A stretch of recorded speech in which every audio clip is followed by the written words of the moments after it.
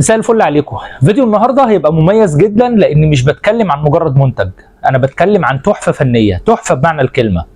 لاول مره في مصر سشوار بشاشه ديجيتال، مش مجرد شاشه ديجيتال بس هو ده التغيير الوحيد فيه، لا ده كمان طريقه تشغيله، التحكم في السرعات مش من خلال زراير ولا مفاتيح زي ما احنا متعودين في السشوارات السابقه، وطريقه تركيب ديفيوز الهواء اللي معاه او الديفيوز الكيرلي اللي موجود معاه مش زي التركيب العادي لاي سشوار شرحناه قبل كده.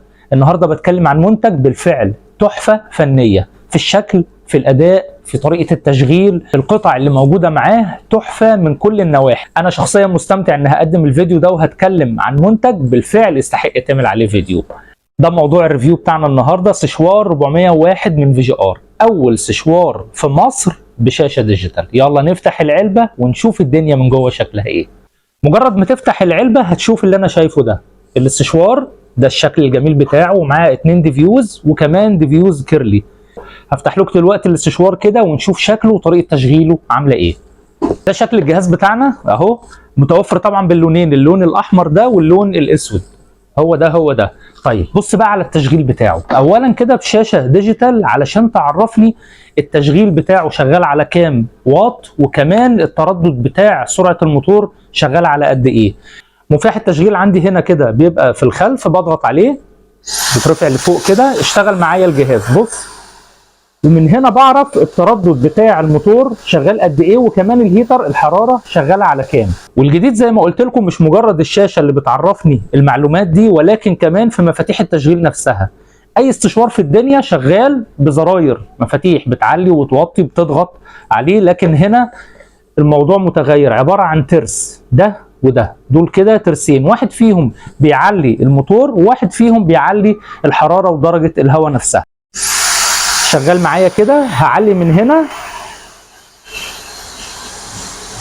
طبعا الصوت عالي فده معناه انه كده بيعلي درجه الهواء، طرد الهواء نفسه، واللي تحت ده بيعلي معايا درجه الحراره.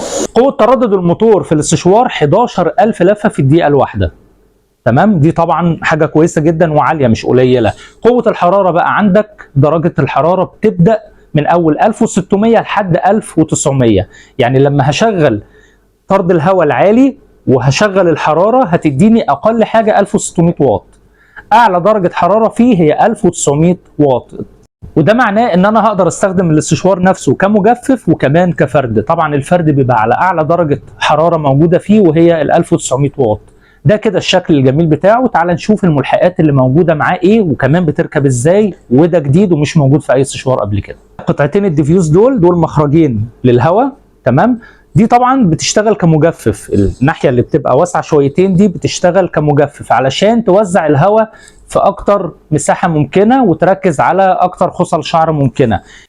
الضيقه او الرفيعه دي بتبقى خاصه بالفرد، بحيث ان انت بتوجه على الفرشه وانت شغال بتكوي الشعر او بتفرده، فبتفرد معاك وبيبقى التوجيه بتاع الهواء مش خارج عن نطاق الفرشه نفسها، فبتبقى مركز اكتر في انك تفرد الخصله اللي انت مركز عليها الهواء نفسه.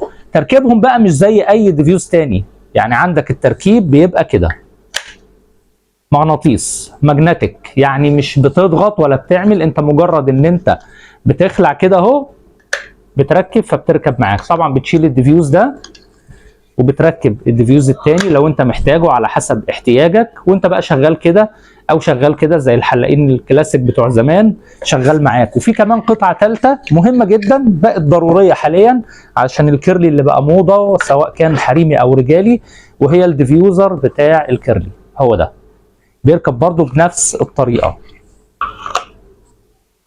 شغال معاك مجفف كيرلي فرد، شغال معاك كل حاجه. الاستشوار سهل جدا في استخدامه، مش متعب خالص، سواء كنت بروفيشنال الناس اللي بتمسك الاستشوارات كده، او اللي بتمسك الاستشوار عادي، او بيبقى مجفف في البيت، شغال معاك في اي حاجه. السلك بتاعه حوالي 2 متر ونص، طبعا ده حلو علشان تقدر لو انت شغال بيه في محل تخدم كرسيين، يخدم معاك الكرسيين كويس جدا، وبيديك مساحه ان انت تلف بيه حوالين الكرسي. وفي عندي المفتاح الامامي ده مفتاح فصل الحراره عن الهواء، يعني لما بكون شغال بيه معلي الحراره مش هقعد كل شويه اعلي واوطي، انا عايز افصل الحراره واشغل هواء بارد بس لوحده. بتضغط على المفتاح ده خلاص بيفصل لك الحراره نفسها وبيدي لك هواء بارد عادي. طبعا ليه ضمان عندنا في سنتر مجنون حلاقه بفاتورتنا. اي استشوار عندي بيطلع بضمان، وطبعا ده يطلع عليه ضمان وانا مطمن، ضمان بفاتوره مختومه من سنتر مجنون حلاقه. استشوار حلو جديد، حاجه اول مره اشوفها، تهيألي اول مره ينزل السوق المصري حاجه بالاوبشن وبالجوده العاليه قوي دي. متوفر طبعا عندنا هنا في سنتر مجنون حلاقه. هسيب لك رقم التليفون تحت، وكمان هسيب لك عنواننا، عنوان سنتر مجنون حلاقه، تقدر تتواصل معانا في اي وقت. تحياتي ليكم ورب الفيديو يكون عجبكم. سلام.